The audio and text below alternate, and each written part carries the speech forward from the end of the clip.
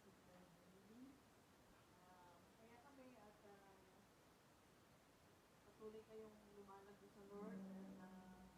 Masasabi ko lang, dagdag lang ko sa inyo, do not let the sun go down with you in grief. So, bago matulog, pag-usapan mo para hindi patong-patong sa kaunawaan, kampo, galit.